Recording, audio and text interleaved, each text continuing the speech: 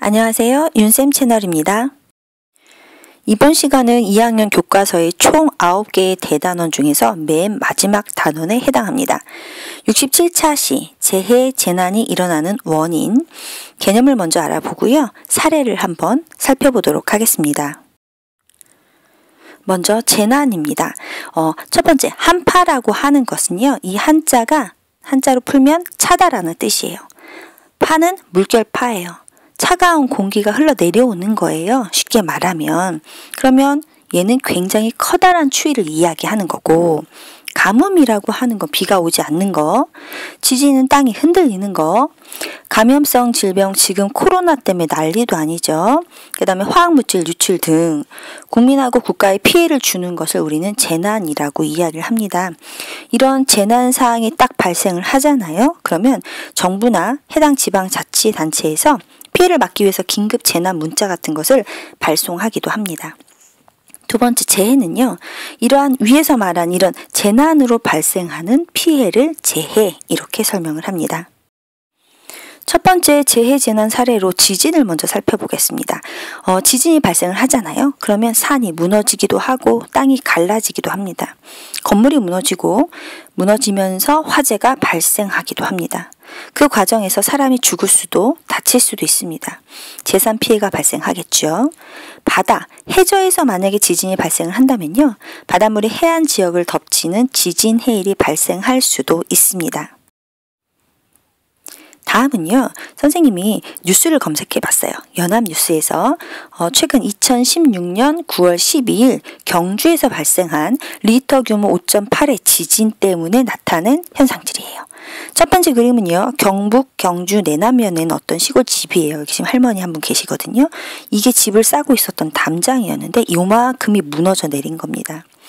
옆에 그림은요. 포항 영일대 해수욕장 해상 누각인 영일대 입구 요 바닥이 3m 정도 갈라진 것을 사진으로 확인할 수가 있습니다.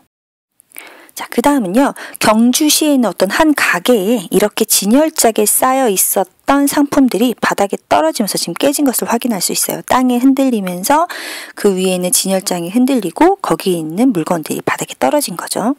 그 다음에 오른쪽 사진은요. 지금 주택가에 이렇게 차를 주차해 놨는데 주택의 그 지붕을 얹고 있는 기와가 무너진 거예요. 그래서 파편이 이렇게 자동차 위에도 골목에도 이렇게 여기저기 떨어져 있는 것들을 확인할 수 있습니다. 그 다음은요.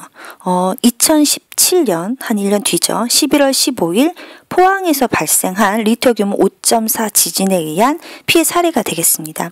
길가에 자동차들이 이렇게 늘어서 있는데요. 그랬더니 건물 외벽이 이렇게 떨어지면서 자동차 위에 쿵쿵 무너져서 자동차가 전부 다 파손된 것을 확인할 수 있습니다. 그 다음 사진은요. 이게 지금 빌라고 여기 이렇게 빌락을 싸고 있었던 외벽이 있었던 거 이만큼 벽이 막혀 있었는데 그 벽이 지금 무너져 내린 거고요. 옆으로 가면 파란색 원을 자세히 들여다보면 손가락 마킹 한번 따라와 보세요. 이렇게 대각선 방향으로 아파트에 균열이 가 있는 것을 확인할 수가 있어요. 여기들도 굉장히 작은 균열들을 확인할 수가 있습니다. 두 번째 재해재난의 사례로는 화산이 있습니다. 화산이 폭발을 하잖아요. 문제가 화산재예요. 이 화산재가 순식간에 사람들이 살고 있는 그런 거주 지역을 뒤덮을 수 있어요. 또 용암이 흘러내리면서 사람이 사는 인가나 농작물에 직접적인 피해를 줄 수도 있고요. 화산재가 대기종으로 퍼진 다음에 항공기 운행, 이런 중단 등의 커다란 피해를 줄 수도 있습니다. 사진은요. 인도네시아에 있는 시나봉 화산이 지금 폭발을 해서 화산재가 상공으로 이렇게 솟아오르고 있는 것을 보여주는 사진입니다. 인도네시아에 있는 120개가 넘는 활화산 중에 하나인 시나봉 화산은요. 태평양 해역에 있는 불레고리 단층에 위치해 있기 때문에 지진이 일어나기 쉽다고 합니다. 마찬가지로 시나봉 화산이 폭발을 하고 그 다음에 수천 미터 상공까지 치솟아 올랐던 화산재가 서서히 눈처럼 내리면서 이 바닥에 다 쌓이게 된 겁니다. 지금 화산재가 땅과 지붕을 다 뒤덮고 있는 것을 확인할 수 있겠습니다. 세 번째 재해 재난 사례로는 기상재해가 있습니다. 여러 기상재해 중에서 몇 가지만 살펴볼 텐데요. 첫 번째로 먼저 태풍입니다. 태풍은요, 일단 먼저 굉장히 강한 바람이 불어요. 그래서 밭에 심어놓은 농작물이 뿌리채 뽑히기도 하고, 나무조차도 뿌리채 뽑혀서 날아가기도 하고, 비닐하우스, 지붕 위에 얹어놓은 기와 같은 그런 시설물 자체에 피해를 주기도 합니다. 근데 바람뿐만이 아니라 굉장한 집중호우를 동반하죠. 비가 같이 많이 내려요. 그래서 도로를 무너뜨릴 수도 있고요. 심각한 산사태를 일으키기도 합니다. 두 번째는 폭설인데요. 폭설은 굉장히 눈이 많이 오는 거예요. 그래서 눈 때문에 교통이 통제되고 마을이 고립될 수도 있습니다. 세 번째는 황사입니다. 일단 황사는요, 호흡기 질환을 일으킵니다. 그 다음에 항공, 운수 산업에 커다란 피해를 주기도 합니다. 지금 선생님이 캡처한 뉴스를 한번 보겠습니다. 갑자기 궁금한 거예요. 우리나라를 거쳐갔던 다양한 태풍들이 있는데 어떤 놈이 가장 셌을까? 그게 너무 궁금했던 거죠. 그래서 역대 최강 수준, 강풍 앞세운 태풍, 바비의 영향, 이렇게 해서 뉴스 타이틀이 있었거든요. 2020년 8월 26일이 있었어요. 그러면서 역대 태풍에서 가장 빠른 풍속을 지닌 건 2003년 9월 12일 매미가 제주도에서 초속 1초에 60m 정도 가장 빨랐다고 합니다. 그 다음에 가장 큰 인명피해를 많은 사람이 많이 죽고 다친 인명피해를 낳은 태풍은요, 1959년에 발생한 태풍 사라라고 해요. 이때 849명이 죽거나 실종됐다고 합니다. 그 다음은 1972년 베티, 1987년 셀마, 2002년 루사 등도 심각한 인명피해를 가져왔다고 합니다. 그리고 이제 세 번째, 재산상 피해가 가장 컸던 태풍은요, 2002년 8월에 있었던 루사입니다. 이때 발생한 피해 금액을 추정을 해보면 5조 1,479억 원 정도 된다고 하고요. 그 다음은 2003년 매미가 4조 2,225억 원으로 굉장히 많은 재산상의 피해를 냈다고 하네요. 네 번째 재해 재난 사례로는 운송사고가 있을 수 있습니다. 열차, 항공기, 선박 같은 경우는요, 한 번에 많은 사람이나 화물을 빠르게 이동할 수 있다는 점에서 굉장히 편리합니다. 하지만요, 막상 역에서 사고가 일어나면 그 피해는 굉장히 큽니다.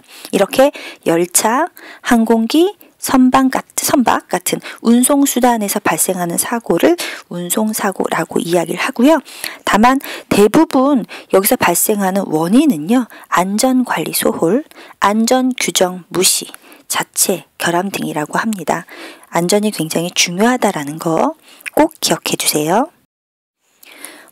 지금 사진은요, 2007년 12월 서해안에 있는 태안 앞바다에서 유조선하고 해상 크레인이 충돌을 했었어요. 그랬을 때 태안 지역 전체 바다에 기름이 아주 완전히 뒤덮었었던 그런 사건이 있었죠. 다섯 번째 재해 재난 사례로는요, 감염성 질병이 있습니다. 요게 얘기할 게 많아요. 코로나 때문에. 감염성 질병이라고 하는 것은 병원체가 동물이나 인간에 침입해서 발생하는 질병을 이야기합니다. 지금 현재 코로나19 전에는요, 중동 호흡기 증후군에서 메르스가 또 대박이었죠. 그 다음 조류 독감, 그 다음 현재 지금 굉장히 난리가 나고 있는 코로나19 등이 감염성 질병의 대표적이라고 할 수 있습니다. 그러면 이런 감염성 질병이 왜 확산되니? 그 원인이 뭐니? 라고 하면 일단 병원체 자체가 진화를 한다거나 모기나 진드기 같은 매개체가 증가를 하죠. 그 다음에 무역의 증가, 인구의 이동, 무역 증가를 통해서 병원체가 퍼져나간다는 얘기입니다. 그래서 지금 현재 코로나19 상황에서 우리가 사회적 거리 두기를 하고 집에서 이렇게 머물고 있는 거죠.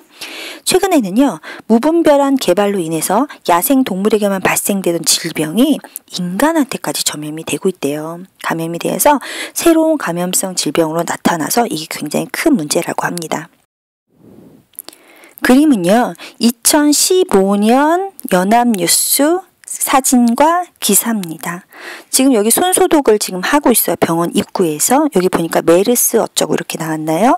중동 호흡기 증후군 메르스 감염을 우려해서 병원 가기를 사람들이 꺼려 한대요. 그래서 마음 놓고 검진 치료 받아요 라고 하면서 안심병원을 지정했다라는 뉴스고요. 지금 병원 입구에서 사람들이 손소독하고 있는 모습을 보여주는 기사예요.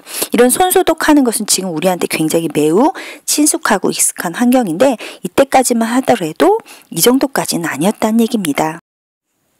이번에는요, SBS 뉴스 2020년 12월 14일입니다. 지금 여기 코로나 바이러스 사진이 보이고요.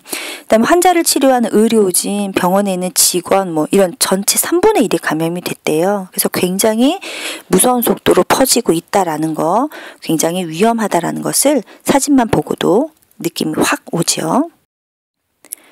6번째 재해재난 사례의 예는요, 화학물질의 유출이 되겠습니다. 그럼 왜 화학물질이 유출이 될까요? 원인을 먼저 보면요, 안전규정을 무시하거나 작업자가 부주의를 하는 거죠. 그리고 오타가 냈네요. 그다음 이런 화학물질을 운반하는 차량이 사고가 날 수가 있는 거고요. 그런 다음에 시설물 자체가 노후 혹은 결함을 가지고 있어서 화학물질이 유출된다고 합니다. 이런 화학물질은 반응을 하면서 폭발할 수도 있고 화재를 유발할 수도 있습니다. 또 바다나 토양이나 대기 등으로 스며들어서 환경 자체가 오염이 될 수 있는데요. 문제는 이렇게 한번 오염이 되면 원래의 상태로 되돌아가기 위해서는 시간과 노력이 매우 많이 필요하다는 거죠. 또한 화학물질이 피부에 접촉했을 때 수포 같은 거 생길 수 있고요. 호흡했을 때 폐에 손상을 줄 수도 있고 또 다른 각종 질병 등을 유발할 수 있습니다. 사고나 폭발로 화학물질이 유출되잖아요. 근데 짧은 시간 동안에도 굉장히 커다란 피해가 발생할 수 있기 때문에 굉장히 조심을 해야 합니다. 다음은요, 2012년 구미에 있는 화학공장에서 유해가스가 유출이 되었대요. 그래서 농작물이 어떠한 피해를 입었는지 조사하는 사진이 되겠습니다. 스스로 확인하기 1번 한파, 가뭄, 지진, 감염성 질병 확산, 화학물질 유출 등으로 국민과 국가에 피해를 주는 것을 우리는 재난이라고 합니다.